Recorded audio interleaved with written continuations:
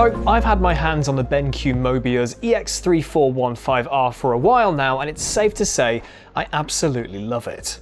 This curved 34-inch 144Hz display with a resolution of 3440 by 1440 is nothing short of stunning. While BenQ has marketed this more towards sim racing, hence why we have it, we will get to that eventually, but there's a very good chance you're not buying this just because you can put it on a rig, and we will do that. But first we're going to put it through the whole shebang: productivity, other gaming, and then sim racing.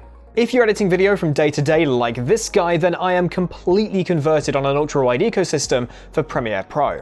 The sheer amount of real estate you get with a 21:9 display is incredibly obvious but fantastic, and its 98% coverage of DCI-P3 and HDR support makes for a great color-accurate display. If you're just having to play with a bunch of windows, be they documents, spreadsheets, or Teams meetings, you've got the space to do it. While it's not just double the width of a usual display, having windows side by side is much more feasible on this than on a 16:9 monitor. And another thing that sets this thing apart is it has built-in speakers that don't suck. You've got this dashing speaker bar at the bottom, and it delivers a surprisingly alright sound. It's not the most impressive nor the most immersive, and it's not going to replace a full speaker setup or a good pair of headphones, but if you need something for a YouTube video, a video call, or just some casual gaming, it'll do you fine. But what about games, I hear you ask? Well, if you've got a beefy enough PC to get the most out of this display, it's honestly lush. 1440p ultra-wide at 144Hz makes for some incredibly immersive gameplay, and 1 millisecond response times in FreeSync means you're not having any input lag or tearing, so it's an incredibly capable gaming monitor. If you're looking to use a console with this thing, then you're not going to be in luck in terms of using its entire width. Most consoles, if not all consoles, don't support ultra-wide, but provided the game you're playing supports it and you're playing on a PS5 or an Xbox Series X, you could crank this thing up to 120 FPS. But what about both? What if you wanted to plug in both a PC and a console into the same display? What's the I/O like? Well, you've got one DisplayPort 1.4 ports and two HDMI 2.0 ports for displays, as well as a 2-port USB 3 hub, perfect for plugging in, say, a mouse receiver, charging cable, or your steering wheel. One incredibly nifty feature of this display is its picture-in-picture mode. So rather than switching inputs between PC and console as you would with any other monitor, you can have them side by side. The team will be simply unaware that I'm playing Gran Turismo on my PlayStation while on a Teams call on my PC. And speaking of switching of inputs, while this monitor still does have the usual finicky controls underneath the display that no manufacturer seems to make simple enough to actually understand, this thing includes a remote which makes things so much easier. The aforementioned picture-in-picture and swapping which input appears is far easier with this, as is changing the volume, switching HDR modes, and even just turning the thing on and off. Now, I don't know how much it costs to add remote manufacture to the manufacturer of a display, but why doesn't every display have one? Much like ultra-wide in general, I am fully converted on this too. Okay, now we're going racing.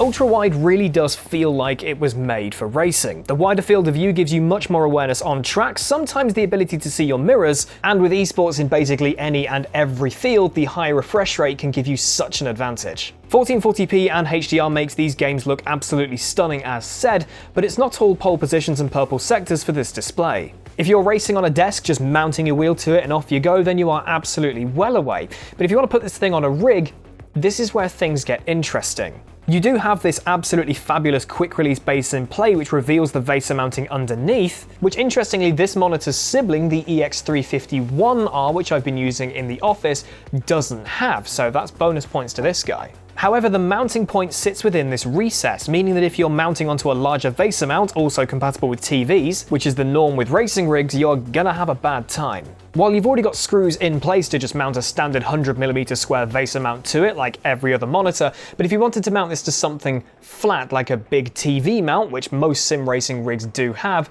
you're not in luck, unless you get yourself some longer screws, some spacers, some washers and whatnot to make it fit. And while we did have some odds and sods in the Traxion studio to try and make this work, we just couldn't get it mounted. And it seems a bit silly for a monitor that's been marketed to sim racers. If there was something in the box to say flatten this little recess to make the VESA mounting point much more accessible, then we'd be okay, but it doesn't have one. So instead we replicated the approach of bringing your rig up to your desk and just stuck a table in front of it. If it's stupid and it works, it ain't stupid. Otherwise though, it is absolutely fantastic for racing, and it'd be amazing to try with 3 of these all next to each other. Hint hint, BenQ. But that isn't the only gripe I have with this display. Now, call me Captain Obvious, but this display is pretty stunning. Its silver swinging colour scheme means it can blend into basically any aesthetic of battle station you have, apart from the base. These bright orange trims on its stand are pretty garish, and unless you're conveniently rocking a bright orange setup, this isn't going to fit. If these were grey, black, or even white, or even RGB, it's gamer stuff, who cares, then it'd be okay. And even though, as said, this does have VESA mounting, so you could just replace the stand or mount it to an arm, that doesn't automatically make it better if you don't have that option. Boo orange. Next up, as somebody who does enjoy a bit of cable management, this thing does give you a few options to play with. Not only do you have a fantastic cutout in the base, you also have this panel for the back, a vanity panel for the I/O. So if somebody's having to look at the back of your display, you can keep it all looking nice and tidy. However, installing this thing is a bit finicky, and taking it off is even worse. Now, I can't speak for everyone here, but I do not like it when products just have parts that have to be pulled off with force, not something that just sort of clips off or has a little switch or something. This thing is just push-pull, and honestly, it's quite horrible. And I've seen monitors much cheaper than this one who've got better vanity panel connections than this. This could be better.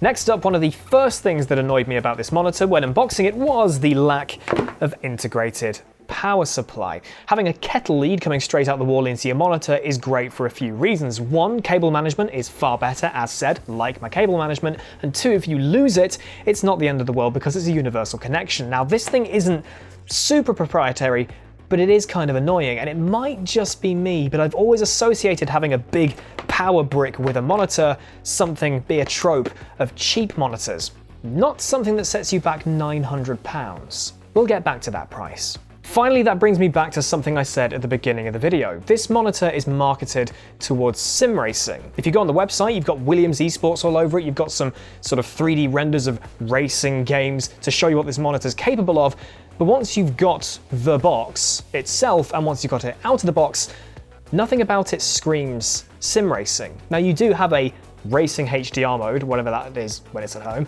You also have an audio profile for racing, which, as said, these speakers are good, but not like great for super duper hardcore gaming. But apart from that, there's nothing really racing about it.